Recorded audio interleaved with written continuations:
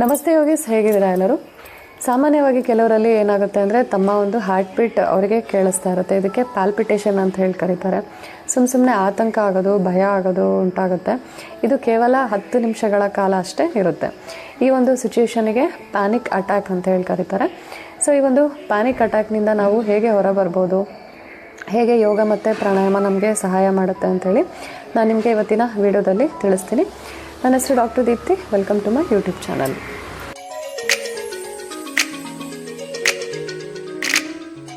ಬನ್ನಿ, ಮೊದಲನೇದಾಗಿ ಈ ಒಂದು ಪ್ಯಾನಿಕ್ ಅಟ್ಯಾಕ್ನ ಕಾರಣಗಳನ್ನು ತಿಳಿಸ್ತೀನಿ, ಅಂದರೆ ಕಾಸಸ್ಗಳನ್ನು. ಯಾಕೆ ಈ ಒಂದು ಪ್ಯಾನಿಕ್ ಅಟ್ಯಾಕ್ ಆಗುತ್ತೆ ಅಂತ ಹೇಳ್ಬಿಟ್ಟು, ಮೊದಲನೆಯ ಕಾರಣ ಬಂದ್ಬಿಟ್ಟು ಅದು ಸ್ಟ್ರೆಸ್ ಮತ್ತು ಆಂಗ್ಸೈಟಿ. ಸೊ ನಮ್ಮ ಒಂದು ಒತ್ತಡದಿಂದ ಇರ್ತಕ್ಕಂತಹ ಒಂದು ಜೀವನ ಏನಿದೆಯಲ್ಲ, ಸೊ ಈ ರೀತಿಯ ಕೆಲವು ಸಿಚುವೇಶನ್ಸ್ಗಳಲ್ಲಿ ಏನಾಗುತ್ತೆ, ಸೊ ಸ್ಟ್ರೆಸ್ ಉಂಟಾಗುತ್ತೆ. ಸೊ ಇದರಿಂದಾಗಿ ಏನಾಗುತ್ತೆ, ಪ್ಯಾನಿಕ್ ಅಟ್ಯಾಕ್ ಆಗ್ತಕ್ಕಂತಹ ಚಾನ್ಸಸ್ ಇರುತ್ತೆ. ಎರಡನೆಯ ರೀಸನ್ ಬಂದ್ಬಿಟ್ಟು ಅದು ಕೆಫೆನ್ ಇಂಟೆಕ್, ಟೀ ಕಾಫಿಯಲ್ಲಿ ಇರ್ತಕ್ಕಂತಹ ಕೆಫೆನಿಂದ ಆಗ್ಬೋದು, ಮತ್ತು ಆಲ್ಕೋಹಾಲ್ ಕನ್ಸಂಪ್ಷನಿಂದ ಆಗಿರ್ಬೋದು. ಕೆಲವು ಮೆಡಿಸಿನ್ಸ್ಗಳಿಂದ ಕೂಡ ಪ್ಯಾನಿಕ್ ಅಟ್ಯಾಕ್ ಆಗ್ತಕ್ಕಂತಹ ಚಾನ್ಸಸ್ ಇರುತ್ತೆ. ನೆಕ್ಸ್ಟ್ ಬಂದುಬಿಟ್ಟು ಅದು ಕೆಲವು ಮೆಡಿಕಲ್ ಕಂಡೀಷನ್ಸ್ಗಳಲ್ಲಿ, ಅದು ಪರ್ಟಿಕ್ಯುಲರ್ಲಿ ಹೈಪರ್ ಥೈರಾಯ್ಡಿಸಮ್ ಇರ್ಬೋದು, ಕೆಲವರಲ್ಲಿ ರಕ್ತಹೀನತೆ, ಅನಿಮಿಯಾ ಇಂದ ಕೂಡ ಏನಾಗುತ್ತೆ, ಈ ಒಂದು ಪಾಲ್ಪಿಟೇಷನ್ ಆಗ್ತಕ್ಕಂಥದ್ದು, ಪ್ಯಾನಿಕ್ ಅಟ್ಯಾಕ್ ಆಗ್ತಕ್ಕಂತಹ ಚಾನ್ಸಸ್ ಇರುತ್ತೆ. ನೆಕ್ಸ್ಟ್ ರೀಸನ್ ಬಂದುಬಿಟ್ಟು ಫ್ರೆಂಡ್ಸ್, ಅದು ಫೋಬಿಯಾ ಅಂತ ಹೇಳಿಬಿಟ್ಟು. ಸೊ ಸಾಮಾನ್ಯವಾಗಿ ಎಲ್ಲರಿಗೂ ಯಾವುದಾದ್ರೂ ಒಂದು ಸಿಚುವೇಶನ್ ಇದೆಯಲ್ಲ, ಭಯ ಇದ್ದೇ ಇರುತ್ತಲ್ಲ. ಸೊ ಈ ಒಂದು ಫೋಬಿಯಾ ಅಟ್ಯಾಕಿಂದ ಏನಾಗುತ್ತೆ, ಭಯದಿಂದ ಏನಾಗುತ್ತೆ, ಈ ಒಂದು ಪಾಲ್ಪಿಟೇಷನ್ ಉಂಟಾಗೋದು, ಪ್ಯಾನಿಕ್ ಅಟ್ಯಾಕ್ ಆಗ್ತಕ್ಕಂತಹ ಚಾನ್ಸಸ್ ಇರುತ್ತೆ. ಸೊ ಇಲ್ಲಿ ಮೇನ್ ಏನಾಗುತ್ತೆ, ಈ ಒಂದು ಪ್ಯಾನಿಕ್ ಅಟ್ಯಾಕ್ ಏನಿದೆಯಲ್ಲ, ಇದು ಅಷ್ಟೊಂದು ಡೇಂಜರಸ್ ಏನಲ್ಲ. ಬಟ್ ಏನಾಗುತ್ತೆ, ನಮಗೆ ಕೆಲವು ಸಿಚುವೇಷನ್ನಲ್ಲಿ ನಮಗೆ ಏನು ಮಾಡಬೇಕಂತಲೇ ಗೊತ್ತಾಗೋದಿಲ್ಲ. ಮತ್ತು ಒಂದು ಡಿಪ್ರೆಷನ್ನಿಂದಾಗಿ, ಸ್ಟ್ರೆಸ್ಸಿಂದಾಗಿ ಏನಾಗುತ್ತೆ, 10 ನಿಮಿಷಗಳ ಕಾಲ, ಮ್ಯಾಕ್ಸಿಮಮ್ 10 ನಿಮಿಷ, 15 ನಿಮಿಷಗಳ ಕಾಲ ಈ ರೀತಿ ನಮ್ಮ ಒಂದು ಹಾರ್ಟ್ ಬೀಟ್ ಕೇಳಿಸ್ತಕ್ಕಂಥದ್ದು ಅನುಭವ ಆಗ್ತಾ ಇರುತ್ತೆ. ಸೊ ಈ ಒಂದು ಪ್ಯಾನಿಕ್ ಅಟ್ಯಾಕ್ನ ಲಕ್ಷಣಗಳು ಏನೇನು ಅಂಥೇಳಿ ನಾನು ನಿಮಗೆ ತಿಳಿಸ್ತೀನಿ. ಮೊದಲನೆಯ ಲಕ್ಷಣ ಬಂದುಬಿಟ್ಟು, ನಾನು ಮೊದಲೇ ಹೇಳಿದಾಗ ನಮ್ಮ ಒಂದು ಹಾರ್ಟ್ ಬೀಟ್ ಏನಿದೆಯಲ್ಲ, ಅದು ನಮಗೆ ಕೇಳಿಸ್ತಾ ಇರುತ್ತೆ, ನಮಗೆ ಒಂದು ಸೆನ್ಸೇಷನ್ ಫೀಲ್ ಆಗ್ತಾ ಇರುತ್ತೆ. ಸೊ ಇದು ಮೊದಲನೇ ಒಂದು ಸಿಂಪ್ಟಮ್ ಅಂತ ಹೇಳ್ಬೋದು. ಎರಡನೆಯ ಸಿಂಪ್ಟಮ್ ಬಂದುಬಿಟ್ಟು ಅದು ಶಾರ್ಟ್ನೆಸ್ ಆಫ್ ಬ್ರೆತ್ ಅಂಥೇಳಿ, ಅಂದರೆ ನಮಗೆ ಉಸಿರಾಟದ ತೊಂದರೆ ಆಗ್ಬೋದು.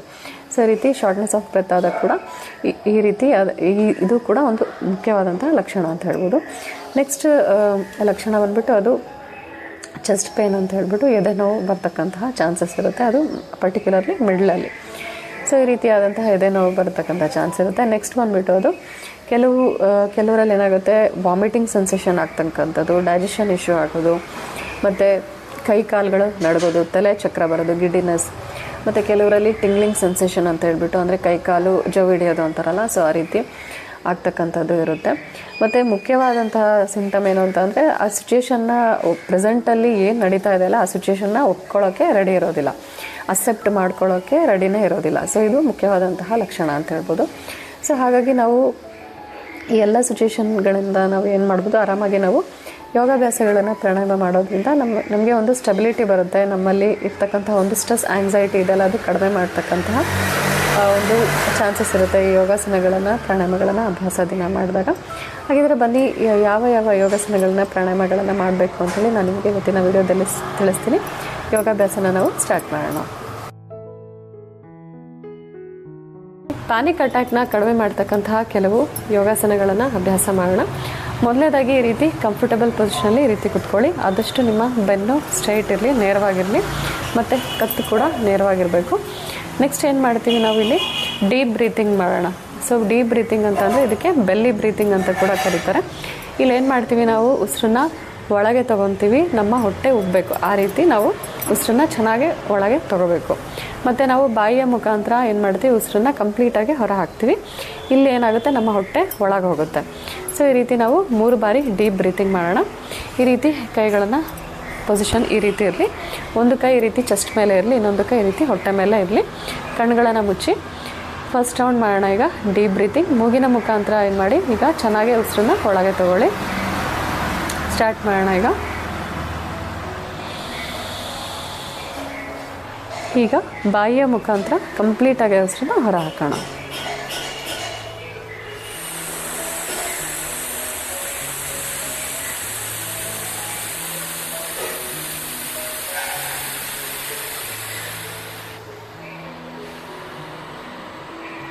ರಿಲ್ಯಾಕ್ಸ್. ಈಗ ಸೆಕೆಂಡ್ ರೌಂಡ್ ಮೂಗಿನ ಮುಖಾಂತರ ಉಸಿರು ತಗೊಳ್ಳಿ.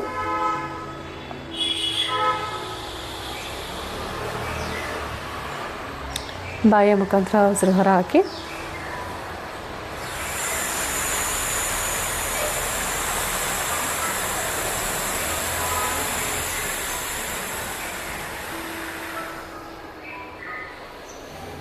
ರಿಲ್ಯಾಕ್ಸ್. Third round. ಮೂಗಿನ ಮುಖಾಂತರ ಉಸಿರು ತಗೊಳ್ಳಿ.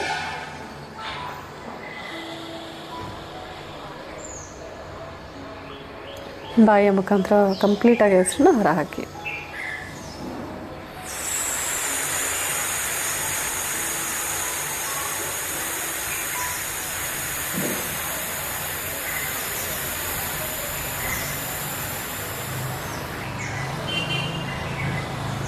ರಿಲ್ಯಾಕ್ಸ್.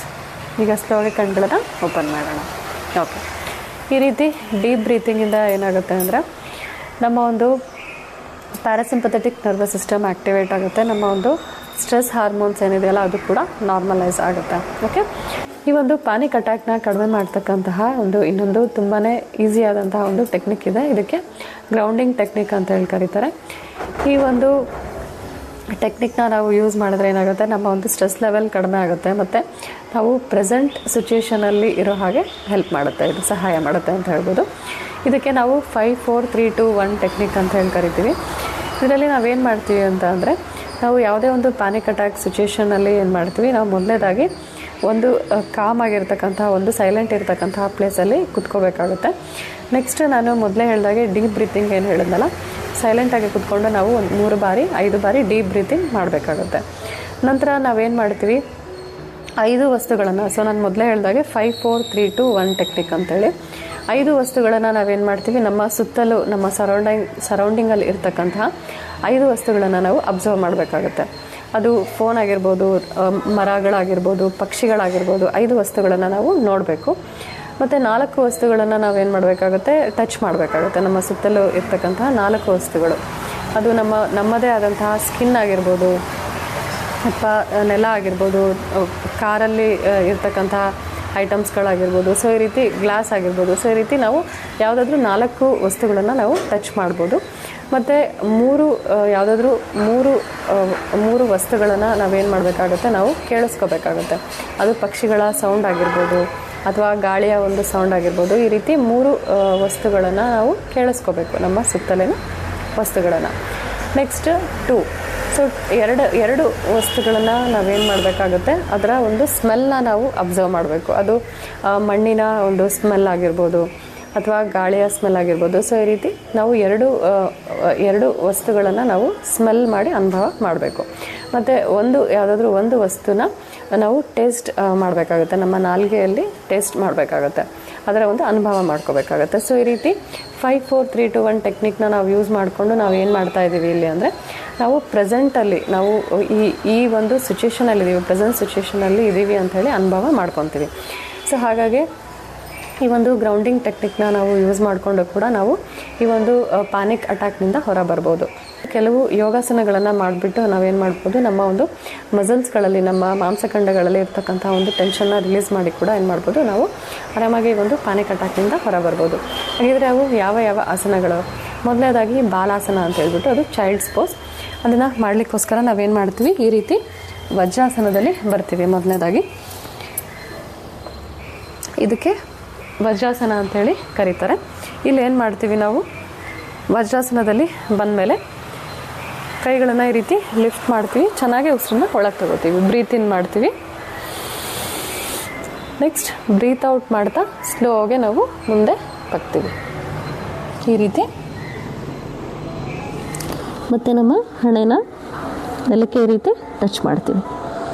ಓಕೆ, ಇದಕ್ಕೆ ಎಕ್ಸ್ಟೆಂಡೆಡ್ ಚೈಲ್ಡ್ಸ್ ಪೋಸ್ ಅಂತ ಹೇಳಿ ಕರೀತಾರೆ. ನಿಮಗೆ ಈ ರೀತಿ ಕಂಫರ್ಟಬಲ್ ಆಗಲಿಲ್ಲ ಅಂದರೆ ನಿಮ್ಮ ಕೈಗಳನ್ನು ಈ ರೀತಿ ಹಿಂದೆ ತಗೋಬೋದು. ಇದಕ್ಕೆ ಚೈಲ್ಡ್ಸ್ ಪೋಸ್, ಬಾಲಾಸನ.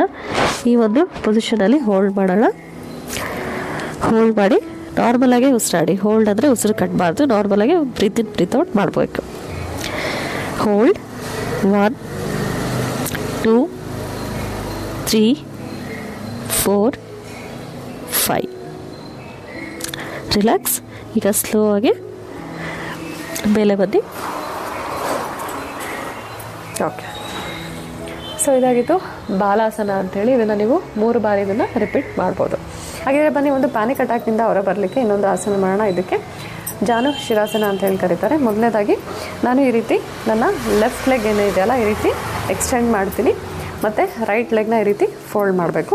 ಇಲ್ಲೇನು ಮಾಡ್ತೀವಿ, ಚೆನ್ನಾಗಿ ನಾವು ಬ್ರೀತಿನ್ ಮಾಡ್ತಾ ಉಸಿರನ್ನ ಚೆನ್ನಾಗಿ ಒಳಗೆ ತಗೋತಾ ಈ ರೀತಿ ಕೈಗಳನ್ನು ಲಿಫ್ಟ್ ಮಾಡಬೇಕು. ಓಕೆ, ಈ ರೀತಿ ಮತ್ತು ಬ್ರೀತ್ ಔಟ್ ಮಾಡ್ತಾ ಮುಂದೆ ಬಗ್ಬೇಕು. ನಮ್ಮ ಹಣೆನ ಮಂಡಿಗೆ ಟಚ್ ಮಾಡಬೇಕು. ಈ ರೀತಿ ಈ ಒಂದು ಪೊಸಿಷನಲ್ಲಿ ಹೋಲ್ಡ್ 1 2 3 4 5. ಸ್ಲೋ ಆಗಿ ಮತ್ತೆ ಬ್ರೀತಿನ್ ಮಾಡಿ ಮೇಲೆ ಬನ್ನಿ, ರಿಲ್ಯಾಕ್ಸ್. ಇದಕ್ಕೆ ಜಾನು ಶಿರಾಸನ ಅಂತ ಹೇಳಿ ಕರೀತಾರೆ. ಏಕೆಂದರೆ ಇಲ್ಲಿ ನಾವೇನು ಮಾಡ್ತೀವಿ, ನಮ್ಮ ಮಂಡಿಗಳು ಜಾನು ಮತ್ತು ನಮ್ಮ ಶಿರ, ನಮ್ಮ ತಲೆನ ಈ ರೀತಿ ಟಚ್ ಮಾಡ್ತೀವಿ. ಸೊ ಅದಕ್ಕೆ ಜಾನು ಶಿರಾಸನ. ಇದೇ ರೀತಿ ಅಪೋಸಿಟ್ ಡೈರೆಕ್ಷನ್ ಕೂಡ ಮಾಡೋದು ಇಂಪಾರ್ಟೆಂಟ್. ಇಲ್ಲಿ ಏನು ಮಾಡ್ತೀನಿ, ನಾನು ಇವಾಗ ನನ್ನ ರೈಟ್ ಲೆಗ್ನ ಈ ರೀತಿ ಸ್ಟ್ರೆಚ್ ಮಾಡ್ತೀನಿ ಮತ್ತು ಲೆಫ್ಟ್ ಲೆಗ್ ಈ ರೀತಿ ಫೋಲ್ಡ್ ಮಾಡಿದ್ದೀನಿ. ಓಕೆ, ಚೆನ್ನಾಗಿ ಬ್ರೀತಿನ್ ಮಾಡಿ, ಉಸಿರು ತೊಗೊಳ್ಳಿ, ಚೆನ್ನಾಗಿ ಬ್ರೀತಿನ್, ಬ್ರೀತ್ ಔಟ್ ಮಾಡ್ತಾ ಎಷ್ಟು ಸಾಧ್ಯ ಆಗುತ್ತೋ ಅಷ್ಟು ಮುಂದೆ ಬಗ್ಬೇಕು. ಈ ಒಂದು ಪೊಸಿಷನಲ್ಲಿ ಹೋಲ್ಡ್ 1 2 3 4 5 ಮತ್ತು ಬ್ರೀತಿನ್ ಮಾಡಿ ಬ್ರೀತ್ ಔಟ್ ಮಾಡ್ತಾ ವಾಪಸ್. Okay, relax. ಈ ರೀತಿ ನಾವು ಮಾಡಿದಾಗ ಏನಾಗುತ್ತೆ, ನಮ್ಮ ಒಂದು ತಲೆಯ ಭಾಗಕ್ಕೆ ಏನಾಗುತ್ತೆ, ಬ್ಲಡ್ ಸರ್ಕ್ಯುಲೇಷನ್ ಜಾಸ್ತಿ ಆಗುತ್ತಲ್ಲ. ಸೊ ಹಾಗಾಗಿ ಏನಾಗುತ್ತೆ, ನಮ್ಮ ಒಂದು ಸ್ಟ್ರೆಸ್ ಲೆವೆಲ್ ಕೂಡ ಕಡಿಮೆ ಆಗುತ್ತೆ. ಮನೀಗ ನಾವು ನೆಕ್ಸ್ಟ್ ಆಸನ ಮಾಡೋಣ.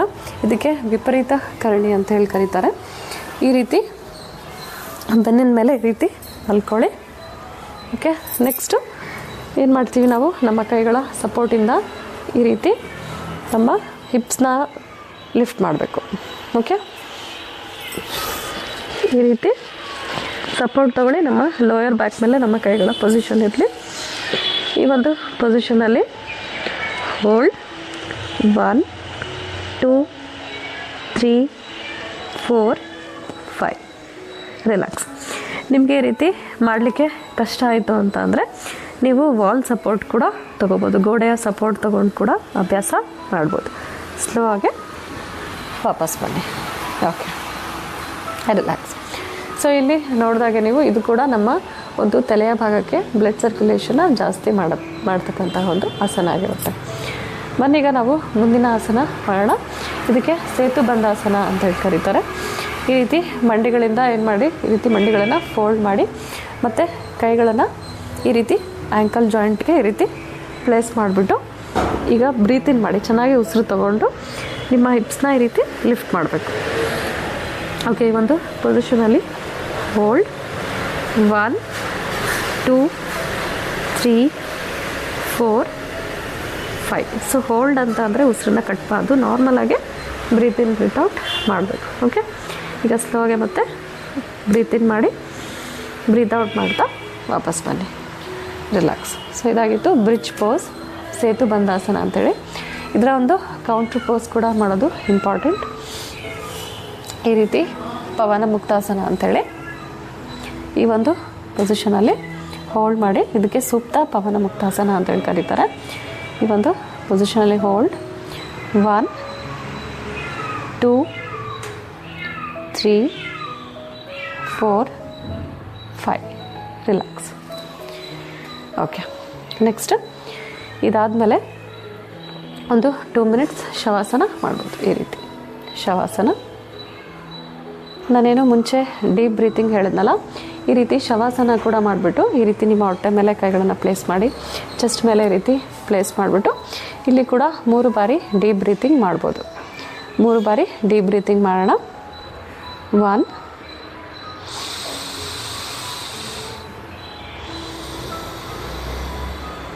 2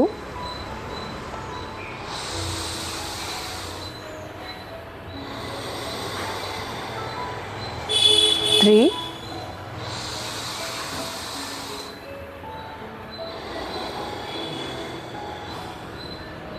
ರಿಲ್ಯಾಕ್ಸ್. ಈ ರೀತಿ ಡೀಪ್ ಬ್ರೀತಿಂಗ್ ಮಾಡೋದು ತುಂಬಾ ಒಳ್ಳೆಯದು. ಕಂಪ್ಲೀಟಾಗಿ ನಮ್ಮ ಬಾಡಿ ಪಾರ್ಟ್ಸ್ಗಳನ್ನು ರಿಲ್ಯಾಕ್ಸ್ ಬಿಡಿ. ಓಕೆ, 2 ಕಾಲುಗಳನ್ನು ಜೋಡಿಸಿ ಕೈಗಳನ್ನು ಈ ರೀತಿ ಇಂಟರ್ಲಾಕ್ ಮಾಡಿ ಸ್ಟ್ರೆಚ್ ಮಾಡಿ ಸೂಕ್ತ tadasana okay, next right side turn ಆಗಿ ಎದ್ದೇಳಿ. ಓಕೆ, ಸೊ ಇದಾಗಿತ್ತು ಶವಾಸನ. ಶವಾಸನ ಕೂಡ ತುಂಬಾ ಬೆನಿಫಿಟ್ಸ್ಗಳಿದೆ ಇದ್ರದ್ದು ಕೂಡ. ಹಾಗಾಗಿ ನೀವು ಮಲ್ಕೊಂಡ್ಬಿಟ್ಟು ಡೀಪ್ ಬ್ರೀತಿಂಗ್ ಮಾಡಿದಾಗ ಈ ಒಂದು ಡೀಪ್ ಬ್ರೀತಿಂಗ್ನ ಒಂದು ಏನೋ ಲಾಭಗಳಿದೆ ಅದು ಡಬಲ್ ಆಗುತ್ತೆ. ಸೊ ಹಾಗಾಗಿ ಮಲ್ಕೊಂಡು ಶವಾಸನದಲ್ಲಿ ಡೀಪ್ ಬ್ರೀತಿಂಗ್ ಮಾಡೋದು ತುಂಬಾ ಒಳ್ಳೆಯದು. ಸೊ ಇದಾಗಿತ್ತು ಆಸನಗಳು, ಕೆಲವು ಆಸನಗಳ ಅಭ್ಯಾಸ. ಕೆಲವು ಪ್ರಾಣಾಯಾಮಗಳ ಅಭ್ಯಾಸದಿಂದ ಕೂಡ ಈ ಒಂದು ಪ್ಯಾನಿಕ್ ಅಟ್ಯಾಕ್ನಿಂದ ಹೊರಬರ್ಬೋದು. ಅದು ಅನುಲೋಮ ವಿಲೋಮ ಆಗಿರ್ಬೋದು ಅಥವಾ ಭ್ರಾಮರಿ ಆಗಿರ್ಬೋದು. ಇದು ತುಂಬಾ ಒಳ್ಳೆಯ ಪ್ರಾಣಾಯಾಮಗಳು. ಬನ್ನಿ ಇವತ್ತಿನ ಸೆಷನಲ್ಲಿ ಭ್ರಾಮರಿ 3 ರೌಂಡ್ ಮಾಡೋಣ. ಈ ರೀತಿ ಕಂಫರ್ಟಬಲ್ ಆಗಿ ಕೂತ್ಕೊಳ್ಳಿ. ಓಕೆ, ನೀವು ಈ ರೀತಿ ಕಂಫರ್ಟ್ ಇಲ್ಲ ಅಂದರೆ ವಜ್ರಾಸನ ಪದ್ಮಾಸನದಲ್ಲಿ ಕೂಡ ಕೂತ್ಕೋಬೋದು. ಓಕೆ, ಭ್ರಾಮರಿಯಲ್ಲಿ ನಾವೇನು ಮಾಡ್ತೀವಿ, ಷಣ್ಮುಖ ಮುದ್ರ ಹಾಕ್ತೀವಿ. ಓಕೆ, ಈ ರೀತಿ ಕಿವಿಗಳನ್ನು ಈ ರೀತಿ ಮುಚ್ತೀವಿ, ಕಣ್ಣುಗಳನ್ನು ಕ್ಲೋಸ್ ಮಾಡ್ತೀವಿ. ಓಕೆ, ಈ ಒಂದು ಪೊಸಿಷನಿಗೆ ಷಣ್ಮುಖ ಮುದ್ರಾ ಅಂತ ಹೇಳಿ ಕರೀತಾರೆ. ಈ ಒಂದು ಮುದ್ರೆಗೆ ಬಂದಮೇಲೆ ನಾವೇನು ಮಾಡ್ತೀವಿ, ಮೂಗಿನ ಮುಖಾಂತರ ಉಸಿರು ತಗೋತೀವಿ ಒಳಗೆ, ಮತ್ತು ಬಾಯಿಯ ಮುಖಾಂತರ ಅಂದರೆ ಎಸ್ಪೆಷಲಿ ನಮ್ಮ ಗಂಟ್ಲು ಏನಿದೆಯಲ್ಲ ಇದರಿಂದ ಮಕಾರ ಹೇಳ್ಕೊತಾ ಏನು ಮಾಡ್ತೀವಿ, ಕಂಪ್ಲೀಟಾಗಿ ಉಸಿರನ್ನ ಹೊರ ಹಾಕ್ತೀವಿ. ಮನೀಗ ನಾವು ಸ್ಟಾರ್ಟ್ ಮಾಡೋಣ. ಕಿವಿಗಳನ್ನು ಮುಚ್ಚಿ, ಕಣ್ಗಳನ್ನು ಮುಚ್ಚಿ. First round Bhramari. ಮೂಗಿನ ಮುಖಾಂತರ ಉಸಿರು ತಗೊಳ್ಳಿ, ಗಂಟ್ಲಿನ ಮುಖಾಂತರ ಉಸಿರನ್ನ ಹೊರ ಹಾಕಿ ದುಂಬಿಯ ಥರ.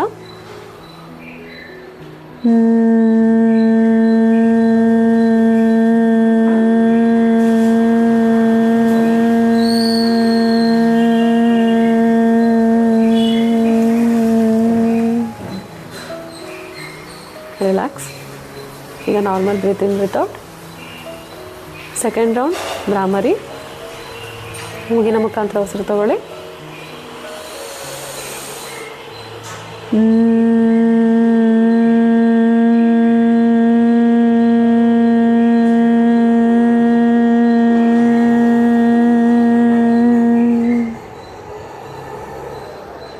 ಥರ್ಡ್ ರೌಂಡ್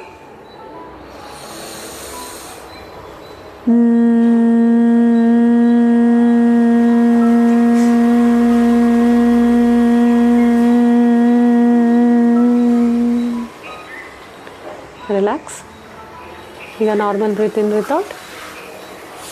2 ಕೈಗಳನ್ನು ಚಿನ್ನ ಮುದ್ರೆ ಮಾಡಿ ನಾರ್ಮಲ್ ಆಗಿ ಉಸಿರಾಡಿ. ಸೊ ಮಾಡಬೇಕು. ಈ ಒಂದು ಭ್ರಾಮರಿ ಮಾಡಿದ್ಮೇಲೆ ಹೇಗೆ ನಮ್ಮ ಉಸಿರಾಟದ ಪ್ರಕ್ರಿಯೆ ಇದೆ, ಹೇಗೆ ನಮ್ಮ ಒಂದು ಬಾಡಿ ರಿಯಾಕ್ಟ್ ಮಾಡುತ್ತೆ ಅಂತ. ಸ್ಲೋಗೆ ಕಣ್ಗಳನ್ನ ಓಪನ್ ಮಾಡಿ. ಓಕೆ, ಕೆಲವು ಹೋಮ್ ರೆಮಿಡೀಸ್ಗಳನ್ನು ನಾನು ನಿಮ್ಮ ಹತ್ರ ಶೇರ್ ಮಾಡ್ಕೊತೀನಿ. ಈ ಒಂದು ಪ್ಯಾನಿಕ್ ಅಟ್ಯಾಕಿಂದ ಹೊರಬರಲಿಕ್ಕೆ ಸಹಾಯ ಮಾಡುತ್ತೆ. ಮೊದಲನೇದಾಗಿ ನಾವು ಚೆನ್ನಾಗಿ ನೀರು ಕುಡಿಬೇಕಾಗುತ್ತೆ. ಅದು minimum 8 glasses of water.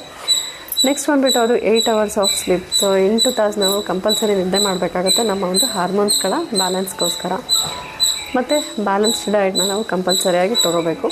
So ನಮ್ಮ ದೇಹಕ್ಕೆ ಬೇಕಾಗಿರ್ತಕ್ಕಂತಹ ಕಾರ್ಬೋಹೈಡ್ರೇಟ್ಸ್ ಇರ್ಬೋದು, ಪ್ರೋಟೀನ್ಸ್ ಇರ್ಬೋದು, fats, vitamins, minerals, even water. So water ಕೂಡ ನಾವು ಇಂಪಾರ್ಟೆಂಟ್ ಆದಂತಹ ಒಂದು ಬ್ಯಾಲೆನ್ಸ್ ಡಯಟಲ್ಲಿ ಬರ್ತಕ್ಕಂತಹ ಒಂದು ಅಂಶ ಆಗಿರುತ್ತೆ. ಸೊ ಎಲ್ಲ ಬ್ಯಾಲೆನ್ಸ್ ಡಯಟ್ನ ನಾವು ಕಂಪಲ್ಸರಿ ತೊಗೊಂಡಾಗ ಏನಾಗುತ್ತೆ, ನಮಗೆ ಈ ಒಂದು ಪ್ಯಾನಿಕ್ ಅಟ್ಯಾಕ್ನಿಂದ ಹೊರಬರಲಿಕ್ಕೆ ಸಹಾಯ ಮಾಡುತ್ತೆ. ಸ್ಪೆಷಲಿ ಮಿನರಲ್ಸ್ಗಳಾದಂತಹ ಪೊಟ್ಯಾಷಿಯಮ್ ಇರ್ಬೋದು, ಮೆಗ್ನೀಷಿಯಮ್ ಇರ್ಬೋದು, ಕ್ಯಾಲ್ಶಿಯಮ್ ಇರ್ಬೋದು, ಐರನ್, ಫೋಲಿಕ್ ಆ್ಯಸಿಡ್. ಸೊ ಈ ಎಲ್ಲ ಅಂಶಗಳನ್ನು ಇರ್ತಕ್ಕಂತಹ ಆಹಾರಗಳನ್ನು ನಾವು ತೊಗೊಂಡಾಗ ಏನಾಗುತ್ತೆ, ನಮಗೆ ಅನಿಮಿಯಾದಂತಹ ಸಮಸ್ಯೆಗಳು ಬರೋದಿಲ್ಲ, ಯಾವುದೇ ಹಾರ್ಮೋನಲ್ ಇಂಬ್ಯಾಲೆನ್ಸ್ ಆಗೋದಿಲ್ಲ. ಸೊ ಹಾಗಾಗಿ ನಾವು ನ್ಯಾಚುರಲಾಗಿ ಈ ಒಂದು ಪ್ಯಾನಿಕ್ ಅಟ್ಯಾಕ್ನಿಂದ ಕೂಡ ನಾವು ಹೊರಬರಲಿಕ್ಕೆ ಸಹಾಯ ಮಾಡುತ್ತೆ. ಪ್ಯಾನಿಕ್ ಅಟ್ಯಾಕ್ನಿಂದ ಹೊರಬರ್ತಕ್ಕಂತಹ ಈ ಎಲ್ಲ ಯೋಗಾಸನಗಳು, ಪ್ರಾಣಾಯಾಮಗಳು ಇಲ್ಲಿಗೆ ಕಂಪ್ಲೀಟ್ ಆಗುತ್ತೆ. ಈ ಎಲ್ಲ ಹೋಮ್ ಟಿಪ್ಸ್ಗಳನ್ನು ನೀವು ಯೂಸ್ ಮಾಡ್ಕೊಳ್ಳಿ. ಖಂಡಿತವಾಗ್ಲೂ ಈ ಒಂದು ಪ್ಯಾನಿಕ್ ಅಟ್ಯಾಕ್ನಿಂದ ಹೊರಬರಲಿಕ್ಕೆ ನಿಮಗೆ ಸಹಾಯ ಮಾಡುತ್ತೆ. ಹೋಪ್ ನಿಮಗೆ ಒಂದು ವಿಡಿಯೋ ಹೆಲ್ಪ್ಫುಲ್ ಆಗುತ್ತೆ ಅಂಥೇಳಿ ಭಾವಿಸ್ತೀನಿ. ವಿಡಿಯೋ ಇಷ್ಟ ಆದರೆ ಇದನ್ನು ಲೈಕ್ ಮಾಡಿ, ಶೇರ್ ಮಾಡಿ. ಏನಾದರೂ ಡೌಟ್ಸ್ ಇದ್ದರೆ ನೀವು ನನಗೆ ಕಮೆಂಟ್ ಸೆಕ್ಷನಲ್ಲೇ ಕೇಳ್ಬೋದು. ಜೊತೆಗೆ ವಿಡಿಯೋನ ಮೊದಲನೇ ಬಾರಿ ನೋಡ್ತಾ ಇರೋರು ಸಬ್ಸ್ಕ್ರೈಬ್ ಕೂಡ ಮಾಡಿ. ನಿಮಗೆ ನಾನು ಇನ್ನೊಂದು ಟಾಪಿಕ್ನೊಂದಿಗೆ ಮತ್ತೆ ಭೇಟಿ ಆಗ್ತೀನಿ. ಅಲ್ಲಿಯವರೆಗೂ ನಮಸ್ತೆ.